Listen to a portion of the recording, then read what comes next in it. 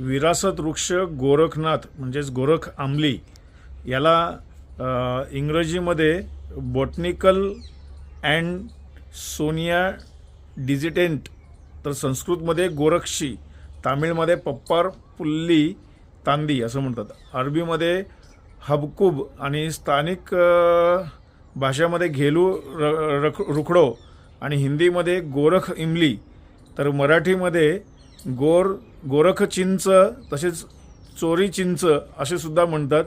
त्याचप्रमाणे कन्नडमध्ये गोरक्ष तुंली मामगी मातृ ब्रह्ममिल्लिका असं म्हणतात, तर आफ्रिकनमध्ये बोसावा, तर इंग्रजीमध्ये मंकी ब्रेडली असं म्हणतात, मंकी ब्रेड टी.